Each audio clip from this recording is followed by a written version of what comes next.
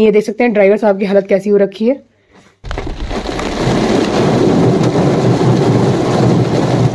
अब ये है नाश्ते की प्लेट हमारी रेडी हो चुकी है। तो धुआं जैसा आपको दिख रहा है, ये है तप्त कुंड के गर्म पानी से निकलता हुआ धुआं। तो ये है बाबा बद्रीनाथ धाम का मंदिर।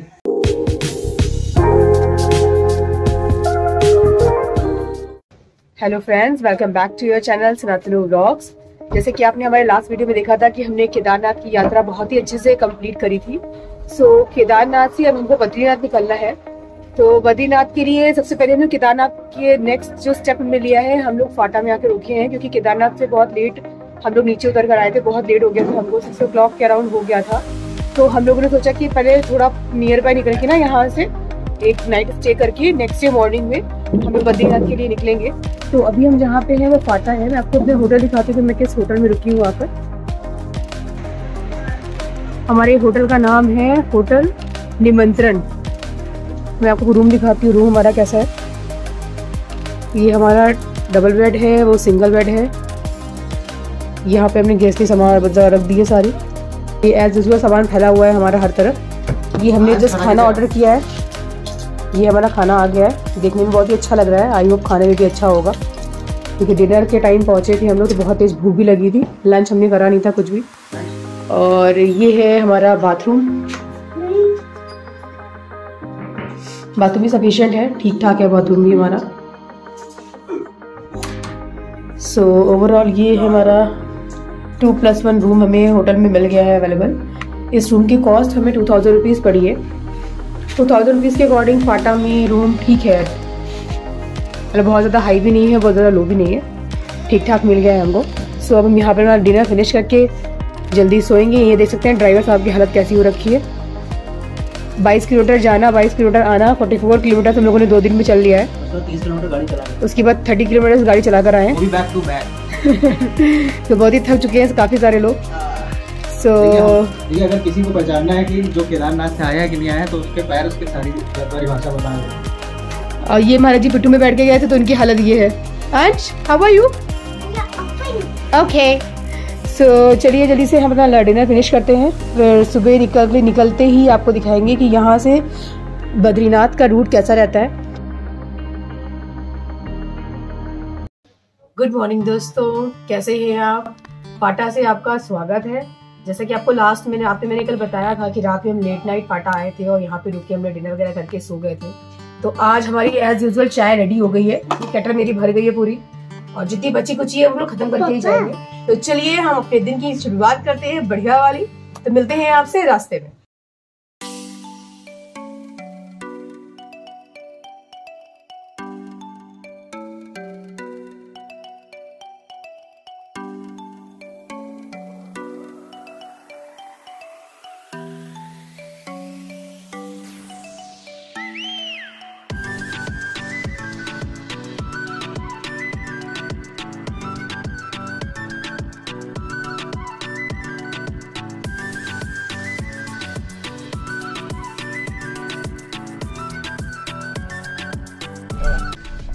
तो अभी फिलहाल हम बद्रीनाथ के लिए जा रहे हैं, जैसा कि तनु ने आपको बताया ऑलरेडी।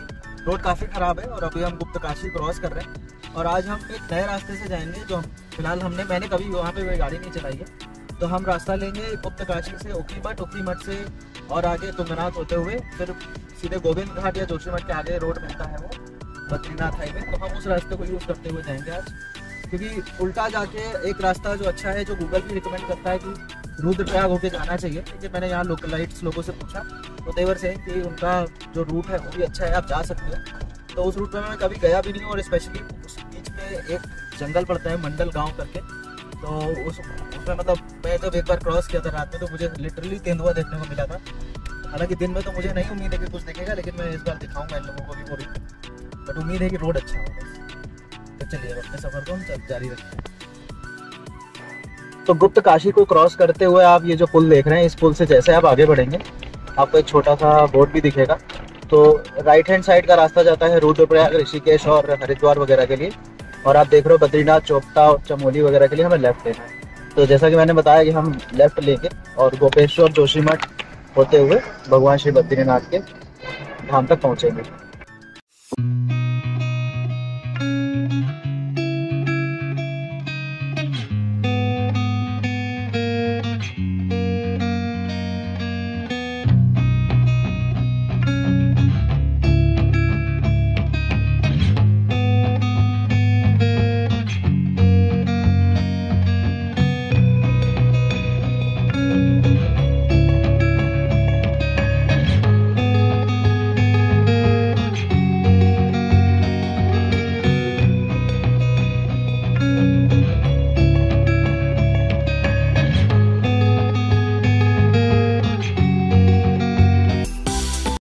अभी हम तुंगनाथ के रास्ते में है, जैसा कि मैंने दिखाया गुप्त काशी से होते हुए हम चले आ रहे हैं और थोड़ी दूर पे ही तुंगनाथ है, लेकिन हम यहाँ पे एक अच्छे से व्यू को एंजॉय करने के लिए रुके हैं। और लुक एट दिस नाश्ता, ये सारा नाश्ता तनु प्रिपेयर करके लाइए जहाँ पे हम रुके थे फाटा में, वहाँ से प्रिपेयर होकर आइए।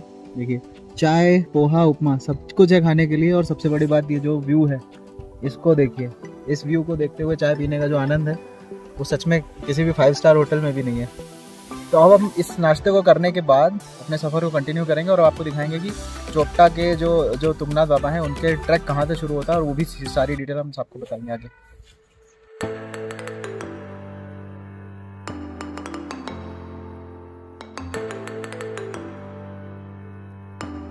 तो चोपटा से बद्रीनाथ के रास्ते में हमें प्रकृति का हर एक मोड़ पर एक नया रूप देखने को मिल रहा था, जो इतना ज़्यादा सुंदर था कि ऐसा लग रहा था कि हम हर पॉइंट पे रुकें।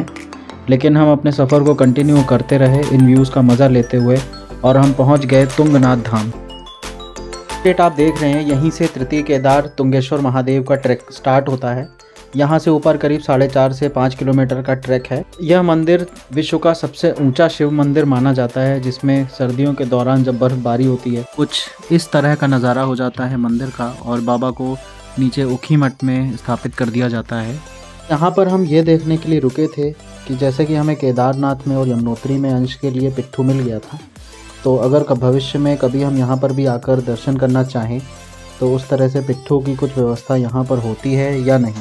तो देखिए हमें क्या जानने को मिला। सेपरेट पालकी तो नहीं चलती जैसे केदारनाथ वगैरह में चलती है, लेकिन अगर आप थोड़ा पहले आके जो घोड़े वगैरह हैं उनसे बता दो तो वो पिट्ठू की व्यवस्था कर देते हैं। लेकिन उसके लिए पहले से बताना पड़ेगा। मतलब पहले से का मतलब है कि जैसे अगर आप एक दिन शाम को पहले आ गए तो अगले दिन किसी घोड़े वाले को आप प्रीपेड की तरह कर लो और उनसे बता दो कि हमें एक छोटा बच्चे के लिए पिट्ठू भी चाहिए, तो वो अगली मॉर्निंग के लिए कर देते हैं, अरेंजमेंट हो जाता है। ऐसा मुझे सुनने में। अच्छा। तो यहाँ से अपने हम बद्रीनाथ का सफ़र कंटिन्यू करते हैं। तुंगनाथ धाम आएंगे हम नेक्स्ट टाइम, अभी फिलहाल के लिए हम बद्रीनाथ निकलते हैं यहाँ से। ये है चमोली रोड, बताइए मारुति सुजुकी का भी यहाँ पर है वर्कशॉप। ये है जगह गोपेश्वर। यहाँ पे GMVN का भी ऑफिशियल पर्यटक आवास गृह या जिसको TRH बोलते हैं, टूरिस्ट रेस्ट हाउस भी है। तो आई थिंक ये गोपेश्वर मंदिर के लिए काफ़ी भीड़ होने लगी, इसलिए सरकार ने भी व्यवस्था कर दी है काफ़ी अच्छी। गोपेश्वर से आगे बढ़ने के बाद आपको एक बोर्ड दिखेगा जिसमें बद्रीनाथ और जोशीमठ के लिए आपको राइट जाना होगा। तो ये है, यहाँ पे बिल्कुल कॉर्नर पे एक पेट्रोल पंप भी है, जहाँ से आप राइट ले लेंगे।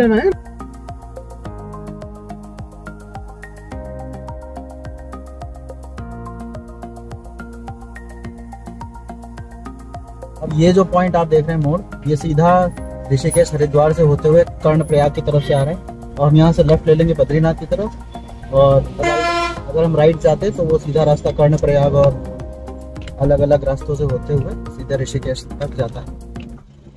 तो अब हम ये ऑफिशियल बद्रीनाथ हाईवे पे जुड़ चुके हैं।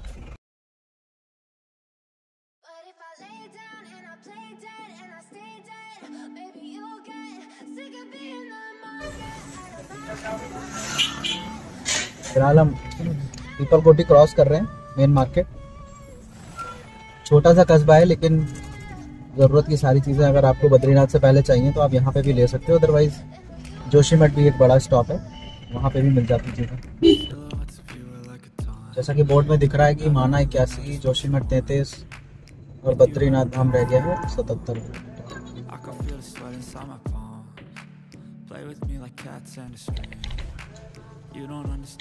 अभी हम पहुँच चुके हैं Vishnu Prayag hydro power project, जो अलकनंदा नदी में बना हुआ है, और यहाँ से बद्रीनाथ की दूरी रह जाती है 35 किलोमीटर। फिलहाल तो सड़क काफी चौड़ी दिख रही है और मौसम भी ऊपर अच्छा सुहावना सा दिख रहा है।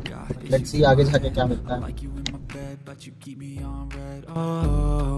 Everything is like a test. I better not text or I'll come off desperate. But if I lay down and I play dead and I stay dead, baby you'll get sick of being the monster out of my head, under my bed, thinking something. Welcome to Hanuman चट्टी।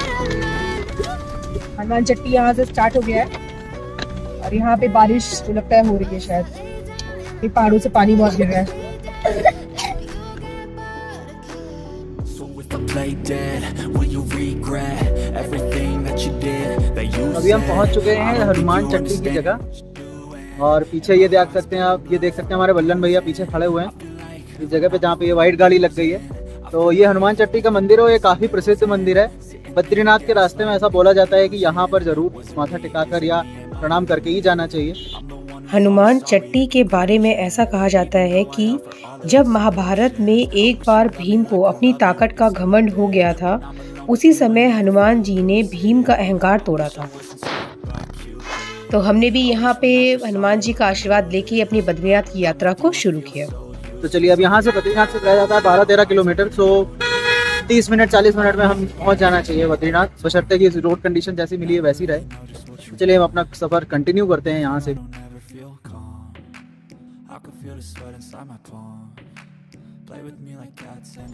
अब बज रहा है शाम का 6। अब हम पहुंच चुके हैं श्री बद्रीनाथ धाम में।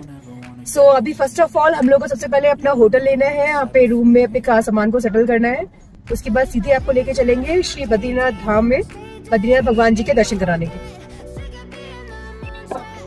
हमें बहुत मुश्किल से रूम मिला है, मतलब आप समझ लीजिए इतनी भीड़ है, जबकि कहते हैं कि सितंबर एक ऑफ सीजन होता है, लेकिन यहाँ पे इतनी ज़्यादा भीड़ है। मैं कहता हूँ 4 धाम तो बिल्कुल एकदम टूरिस्ट स्पॉट बनते जा रहे हैं। कोई मैटर नहीं करता क्या सीज़न है क्या सीज़न नहीं है, लेकिन बस लोगों की भीड़ आती जा रही है आती जा रही है। मतलब सारे होटल, इतने सारे ऑप्शंस हो चुके हैं बद्रीनाथ में, जबकि ये मेरी 4th विजिट है बद्रीनाथ की। और आप समझ लीजिए इतना कमर्शियल हो चुका है ये प्लेस, लेकिन उसके बावजूद इतनी ज़्यादा अवेलेबिलिटी की कमी है, मैं क्या बताऊँ। और रूम के जस्ट ऊपर ही नीलकंठ रेस्टोरेंट है, जिसका मेन्यू ये है, जिसकी फोटो अचानक खींच ली है, मैं दिखा भी देता हूँ। मेरा यहाँ के रेट देखिए आप, ये है यहाँ के रेट। खैर ठीक है, इतने पहाड़ों पे आके ये सब चीज़ें ऐसी मिलती हैं। तो आज पापा का मन था चाउमीन खाने का, तो आज चाउमीन मंगाई है, बटर रोटी आई है, आलू जीरा आई है, और अभी हमारी दाल तड़का भी आ रही है। रिचा कैसा लग रहा है खाना? देखने में तो अच्छा लग रहा है कि दाल बाकी है ना। ठीक है। और अंश एज यूजुअल अपने इसमें बिजी है। अंश ये दाल रहेगी, स्माइल। अंश स्माइल कर रहे हैं। देखिए चाउमीन बहुत अच्छी आई है, तो इसका मतलब, और जो शक्ल दिख रही है दाल की वो भी बहुत अच्छी दिख रही है। तो चलिए अब हम कंटिन्यू करते हैं अपना खाना। तो ये है होटल ऋषि गंगा, यहाँ पे हमें रूम मिला है।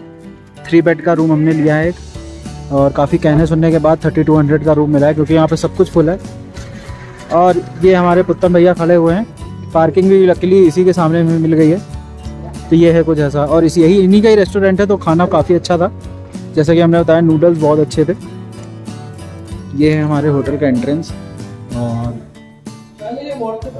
ये है रूम नंबर 205। यहाँ अंश बैठ चुका है। हाय अंश।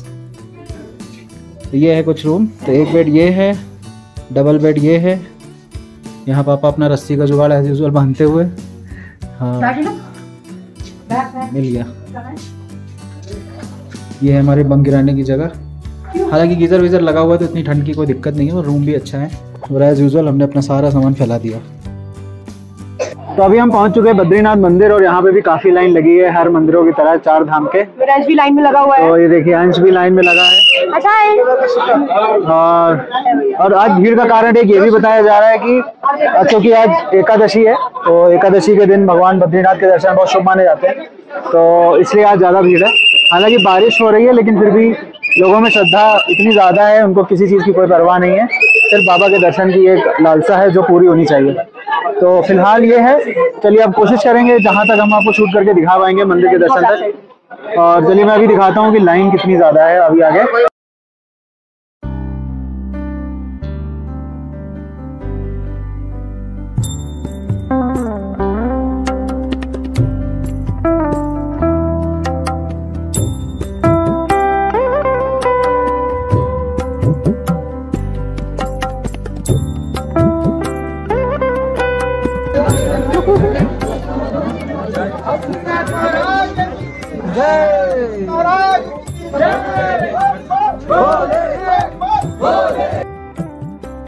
आपने जैसा देखा कि हमने मई जून में यमुनोत्री और गंगोत्री धाम के दर्शन कर लिए थे, और अभी आपने लास्ट व्लॉग में भी आपने देखा हमने आपको केदारनाथ बाबा के दर्शन कराए, जो कि हमारे 4 धामों में से तीसरा धाम था। तो अब फाइनली हम आ चुके हैं अपने 4 धाम को पूरा करने के लिए बाबा बद्रीनाथ धाम में, जो कि चारों धामों में सबसे अंतिम धाम है बद्रीनाथ धाम। बद्रीनाथ के बारे में एक कहावत प्रचलित है कि जो जाए बद्री वो ना आए ओदरी। मतलब जो व्यक्ति बद्रीनाथ के दर्शन कर लेता है उसे पुनः उदर यानी गर्भ में नहीं आना पड़ता, मतलब दूसरी बार जन्म नहीं लेना पड़ता। शास्त्रों के अनुसार मनुष्य को जीवन में कम से कम 2 बार बद्रीनाथ की यात्रा जरूर करनी चाहिए। तो हमारा ये बहुत सौभाग्य था कि हमने भी 2 बार बद्रीनाथ के धाम की यात्रा कर ली है, क्योंकि लास्ट हम दिवाली के टाइम पे भी बद्रीनाथ बाबा के दर्शन करने आए थे।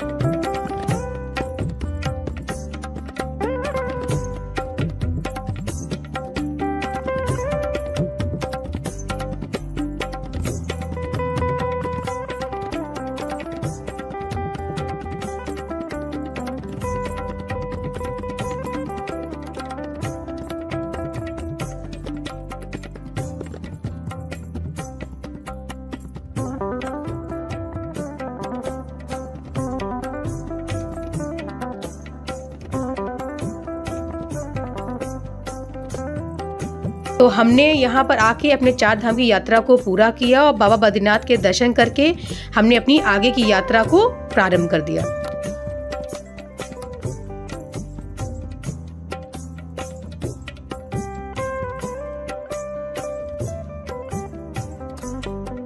अभी हम बाबा के दर्शन करके निकल चुके हैं, और ये है यहाँ का तप्त कुंड, जहाँ से आप देख रहे हैं धुआं निकल रहा है, और नीचे ये ठंडे पानी की अलकनंदा नदी बहती हुई, ये देखिए। और ये है बाबा पीछे बैठे हुए।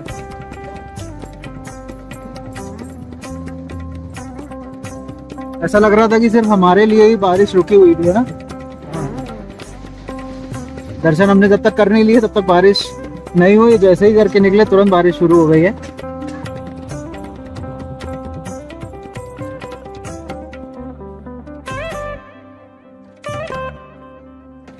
ये है यहाँ का बद्रीनाथ धाम। यहाँ से मार्केट होते हुए ये जो आपको पुल दिख रहा है, इस पुल से पार करके वहाँ जाके बाबा के दर्शन करने के लिए जाना होता है। और ये जो धुआं जैसा आपको दिख रहा है, ये है तप्त कुंड के गर्म पानी से निकलता हुआ धुआं, जो एक फॉग की तरह आपको दिख रहा है, और नीचे ठंडे पानी की अलकनंदा बह रही है, ये देखिए।